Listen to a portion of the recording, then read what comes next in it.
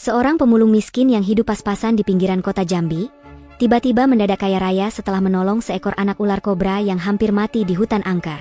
Tak ada yang tahu, di balik kisah itu, tersembunyi pertemuannya dengan sosok gaib yang akan mengubah nasibnya selamanya.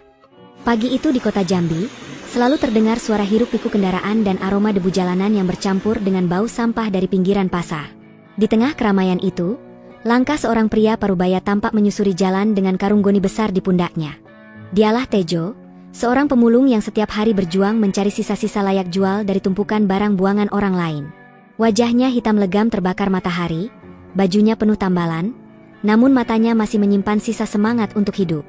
Ia tahu, kalau bukan dirinya yang bekerja keras, tak ada lagi yang bisa menopang keluarganya di rumah. Rumah Tejo berdiri di ujung gang sempit yang dikelilingi oleh semak liar dan genangan air yang tak pernah kering. Atapnya bocor, dindingnya dari papan bekas, dan pintunya terbuat dari triplek yang sudah melengkung. Di dalam rumah itu, istrinya sedang memasak dengan tungku kecil yang menyala pelan, sementara ibunya yang sudah renta terbaring di dipan bambu. Perempuan tua itu sering batuk, dadanya sesak, dan hanya bisa menatap keluar jendela menunggu kepulangan anaknya setiap sore. Tejo tahu betul, di balik pandangan sayu ibunya, ada doa yang tak pernah putus, agar anaknya diberi kekuatan menanggung hidup yang berat. Setiap pagi, Tejo keluar rumah sebelum matahari terbit. Ia menyusuri jalanan kota dengan langkah pasti, menenteng karung kosong yang lambat laun akan terisi dengan botol plastik, kaleng, dan kardus. Kadang ia menahan lapar hingga siang, hanya untuk memastikan karungnya cukup penuh sebelum pulang. Di antara kendaraan yang berlalu lalang dan tatapan orang-orang yang sering meremehkannya, Tejo terus melangkah tanpa menunduk. Ia sudah terbiasa dengan ejekan, dengan pandangan jijik dari orang-orang yang merasa dirinya hina, hanya karena pekerjaannya dianggap rendah. Di pinggir trotoar, Tejo sering berhenti di dekat warung makan. Bukan untuk membeli, melainkan sekadar mencium aroma masakan yang tak pernah bisa ia nikmati. Kadang pemilik warung merasa iba dan memberinya sebungkus nasi sisa pelanggan. Ia menerimanya dengan senyum tulus, lalu mengucap syukur dalam hati. Makanan sederhana itu akan ia bawa pulang dan dibagi 3, untuk dirinya, istrinya, dan ibunya. Tak pernah ia makan lebih banyak meski tubuhnya sering gemetar karena lapar. Sore hari adalah waktu yang paling ditunggu. Setelah karung goninya cukup berat, Tejo berjalan menuju tempat pengepul barang bekas. Ia menimbang hasil kerjanya dengan cemas, berharap jumlahnya cukup untuk membeli beras dan obat ibunya. Kadang hasilnya tak sampai Rp10.000, tapi ia tak pernah mengeluh. Baginya, rezeki sekecil apapun tetap pemberian Tuhan, dan selama ia bisa melihat keluarganya tersenyum walau dalam kesederhanaan, itu sudah cukup membuat hatinya hangat. Malam tiba. Lampu minyak menyala redup di sudut rumah. Tejo duduk bersila di lantai, menambal karung goninya yang robek. Istrinya duduk di sampingnya, menatapnya dengan penuh kasih, sementara suara batuk ibunya terdengar dari dalam kamar. Dalam hati kecilnya, Tejo sering berbisik, berharap suatu hari Tuhan memberinya sedikit keajaiban. Ia tak ingin kaya, ia hanya ingin ibunya sembuh dan istrinya tak lagi menangis karena lapar. Keesokan harinya, siang itu matahari terasa begitu terik, membakar jalanan aspal dan membuat udara di kota Jambi bergetar panas. Tejo duduk di bawah pohon di tepi jalan, mencoba beristirahat setelah setengah hari memungut barang bekas. Karung goninya sudah hampir penuh, tubuhnya berlumur keringat, dan tenggorokannya kering. Ia meneguk sisa air putih dari botol bekas yang baru saja ia temukan, lalu menatap kendaraan yang lalu lalang. Di tengah kesibukan itu, suara sirene mobil terdengar mendekat, diikuti teriakan beberapa orang berseragam yang membawa pengeras suara. Dalam sekejap, suasana jalan berubah menjadi hiruk-pikuk. Satpol PP sedang melakukan razia pengemis dan gelandangan. Beberapa orang yang duduk di trotoar langsung panik, ada yang lari terbirit-birit, ada pula yang diam pasrah. Tejo yang tak merasa bersalah tetap duduk tenang. Ia berpikir tak ada alasan bagi mereka untuk mengusirnya, karena ia bukan pengemis. Namun nasib berkata lain. Seorang petugas mendekat dengan tatapan curiga, melihat karung goni di samping Tejo dan pakaian lusuh yang melekat di tubuhnya. Tanpa banyak bicara, petugas itu memegang lengannya dengan kasar. "Ayo ikut Bapak. Jangan pura-pura bego. Ini razia ya. Nanti dibina dulu biar gak berkeliaran di jalan." Tejo terkejut dan buru-buru menjelaskan bahwa dirinya bukan gelandangan. Ia hanya pemulung, mencari rezeki halal dari barang bekas. Namun petugas itu tidak mau mendengar. Kerumunan orang mulai menatap. Beberapa tertawa kecil, yang lain berbisik-bisik. Rasa malu menyergap Tejo, apalagi ketika dua petugas lain datang dan membantu menyeretnya ke arah truk. Ia berteriak memohon agar diberi kesempatan menjelaskan, tapi tak ada yang peduli. "Saya bukan pengemis, Pak. Saya punya rumah, punya istri, ada ibu saya di rumah nunggu makan." Suaranya serak dan nyaris menangis. Namun bagi para petugas, ia hanya bagian dari target operasi yang harus dibersihkan dari jalanan kota. Karungnya diseret, botol-botol bekas yang ia kumpulkan berserakan ke aspal. Ia hanya bisa menatap hancurnya hasil kerja keras seharian dengan mata berkaca. Setelah ditarik ke truk, ia didudukan di antara beberapa orang lain yang sama nasibnya. Ada pria tua, ibu-ibu dengan anak kecil, dan beberapa pemuda jalanan. Bau keringat dan debu memenuhi ruang sempit itu. Tejo menunduk, mencoba menahan air mata yang nyaris jatuh. Ia memikirkan istrinya di rumah yang menunggu, dan ibunya yang tak bisa berjalan jauh. Bagaimana kalau malam nanti mereka tak punya makanan? Bagaimana kalau ibunya tiba-tiba kambuh dan tak ada yang merawat? Semua kekhawatiran itu menumpuk di dadanya, membuat napasnya terasa sesak. Truk mulai berjalan meninggalkan kota, berguncang di jalan berdebu, membawa mereka entah kemana. Perjalanan itu terasa sangat lama. Setiap kali truk berhenti, suara petugas terdengar di luar, bercakap-cakap sambil tertawa. Di dalam truk, Tejo hanya bisa memandangi langit yang tampak dari celah pintu belakang. Matahari mulai condong ke barat, menandakan waktu sudah sore. Hatinya semakin gelisah. Ia mencoba kembali berbicara kepada salah satu petugas yang duduk di belakang, memohon agar dilepaskan. "Tolong Pak, saya bukan orang jalanan. Saya pemulung, bukan pengemis. Rumah saya di Talang Bakung, saya cuma nyari barang bekas," katanya terbata. Namun petugas itu hanya menatap dingin sambil berkata, "Kalau memang jujur, nanti bisa jelaskan di tempat pembinaan." Ketika truk memasuki daerah yang semakin sepi dan pepohonan mulai rapat di kanan kiri jalan, Tejo mulai berpikir untuk melarikan diri. Ia tahu, kalau sampai dibawa jauh keluar kota, mungkin ia tak akan bisa pulang dalam waktu lama.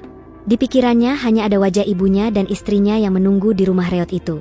Setiap detik terasa menegangkan, tubuhnya bergetar antara takut dan nekat. Ia melihat jalanan mulai menurun dan truk melambat. Saat itu juga, dengan keberanian yang tak pernah ia rasakan sebelumnya, ia memutuskan untuk bertaruh dengan nasibnya. Tangannya menggenggam erat sisi truk, jantungnya berdegup keras, dan pandangannya terarah ke hutan lebat di sisi jalan yang tampak gelap dan misterius. Tanpa pikir panjang, Pak Tejo memutuskan untuk melompat. Tubuhnya menghantam tanah keras, terguling beberapa kali sebelum berhenti di tepi jalan. Napasnya terengah, lututnya terluka, tapi rasa takut jauh lebih besar daripada rasa sakit yang ia rasakan. Dengan langkah terseok, ia berlari ke dalam hutan yang dikenal penduduk sekitar sebagai tempat terlarang. Orang-orang menyebutnya hutan arca, karena di dalamnya terdapat batu-batu besar menyerupai sosok manusia yang konon merupakan jelmaan para pendosa. Beberapa petugas sempat turun dan ingin mengejarnya, tapi langkah mereka berhenti di tepi jalan. Salah satu dari mereka berbisik ketakutan, "Itu hutan angker, orang yang masuk jarang bisa keluar." Akhirnya mereka menyerah, memilih kembali ke truk dan melanjutkan perjalanan, meninggalkan Tejo di tengah kegelapan hutan. Sementara itu, Tejo terus berlari hingga napasnya terasa seperti terbakar. Ia berhenti di tengah hutan yang sunyi, hanya suara hujan gerimis dan gesekan daun yang terdengar samar. Ia bersandar di batang pohon besar, mencoba menenangkan diri. Dadanya naik turun cepat, dan dari lututnya terlihat luka lebam akibat tergores batu. Ia melihat ke sekeliling, tapi tak ada rumah. Hanya kabut tipis dan bayangan pohon yang tampak seperti sosok-sosok berdiri dalam diam. Tejo tahu ia tak bisa keluar sore itu, jadi ia berjalan perlahan mencari tempat yang sedikit lebih aman untuk beristirahat. Langit mulai gelap diselimuti mendung tebal, matahari terlihat samar-samar di balik ranting pepohonan. Tejo mendekap karung goninya, satu-satunya benda yang membuatnya merasa masih memiliki sesuatu. Di tengah perjalanan itu, ia melihat sesuatu yang aneh. Di bawah sebuah pohon tumbang, tampak seekor ular kecil yang tubuhnya tertindih dahan besar. Hewan itu menggeliat lemah, berusaha melepaskan diri, tapi tak mampu. Tejo terpaku sejenak, menatap dengan rasa takut bercampur iba. Lalu, dia memutuskan untuk menolong anak ular tersebut. Tangan kasarnya gemetar ketika mencoba menyingkirkan ranting besar itu. Kayu itu berat dan basah, tapi dengan seluruh tenaga yang tersisa, ia berhasil mengangkatnya sedikit demi sedikit. Begitu ranting itu terangkat, ular kecil itu langsung menggeliat, namun tak bisa bergerak jauh. Tejo melihat luka di sisinya, seolah ada bekas memar di tubuh mungil itu. Ia menatap makhluk itu lama, lalu berbisik lirih, "Kasihan, mungkin Tuhan ingin aku menolongmu." Kata-kata itu keluar begitu saja, seperti dorongan hati yang tulus tanpa pamrih. Ia merobek bagian karung goninya yang robek, lalu membungkus ular kecil itu dengan hati-hati. Ular itu tampak diam, seolah memahami bahwa lelaki ini tidak berniat jahat. Tejo kemudian mencari tempat untuk beristirahat di bawah pohon besar dengan rongga di batangnya. Di sana ia duduk bersandar, menatap karung berisi ular kecil itu yang tergeletak di sampingnya. "Kau tenang saja, aku nggak akan menyakitimu," gumamnya. Malam pun tiba. Udara di hutan terasa dingin dan lembab. Tejo akhirnya tertidur di bawah pohon besar itu bersama anak ular yang ada di dalam karung goni miliknya. Pagi pun tiba, Tejo memutuskan berjalan untuk bisa keluar dari dalam hutan tersebut. Ketika berjalan beberapa jam, Tejo akhirnya menemukan jalan tanah yang menuju ke arah jalan raya. Tubuhnya lelah, pakaian lusuhnya penuh lumpur, dan karung goninya terasa berat di bahu. Ia melangkah pelan, menahan nyeri di lutut dan bahunya yang memar akibat terjatuh semalam. Saat suara mesin truk terdengar dari kejauhan, ia segera menepi dan melambaikan tangan. Sopir truk tua itu menatapnya dengan heran. Tapi setelah melihat wajah Tejo yang pucat dan luka di kakinya, ia mempersilakan naik tanpa banyak tanya. Tejo duduk di bak belakang, menggenggam karungnya erat, takut kalau muatannya yang berisi ular kecil itu terjatuh. Di dalam hatinya, ada rasa campur aduk antara lega dan khawatir. Ia hanya ingin segera sampai di rumah dan memastikan anak ular itu tetap hidup. Perjalanan memakan waktu hampir 2 jam sebelum truk memasuki kawasan pinggiran kota Jambi. Tejo turun di dekat jalan kecil menuju rumahnya. Langkahnya terhuyung-huyung, tapi ia terus memaksakan diri. Begitu sampai di depan rumah reotnya, Sari yang merupakan istrinya, langsung berlari keluar dengan wajah panik. "Ya Allah Mas, kamu dari mana aja semalam? Aku kira kamu ditangkap Satpol PP. Lihat tuh badanmu, kotor semua," serunya sambil menahan air mata. Tejo hanya tersenyum lemah, duduk di kursi bambu depan rumah, lalu membuka karungnya perlahan. Sari sempat menjerit kecil ketika melihat ular kecil menggeliat di dalamnya. "Astagfirullah, kamu bawa ular lo Mas," katanya gemetar. Tejo mengangkat tangannya menenangkan istrinya. "Tenang Sar, dia nggak jahat. Aku nemuin dia di hutan. Kena tindihan ranting besar, hampir mati. Aku cuma nolong." Suaranya pelan, tapi penuh ketulusan. Sari memandang suaminya lama, kemudian menunduk. Ia tahu Tejo tidak pernah menyakiti makhluk apapun. Setelah beberapa saat, ia mengambil wadah kecil dari dapur dan menyuruh Tejo meletakkan ular itu di dalamnya. "Tapi jangan dekatkan sama ibu ya, nanti beliau kaget," katanya sambil menatap ke arah bilik tempat ibunya Tejo berbaring sakit. Ular kecil itu tampak lemah, tubuhnya masih terdapat luka memar. Tejo kemudian mengambil ramuan sederhana yang biasa ia buat dari daun sirih dan minyak kelapa. Ia oleskan perlahan di tubuh ular itu sambil berbisik lirih. "Sabar ya nak, semoga cepat sembuh." Sari yang semula takut, kini ikut membantu dengan hati-hati, memberikan sedikit air hangat agar ular itu tidak kedinginan. Aneh,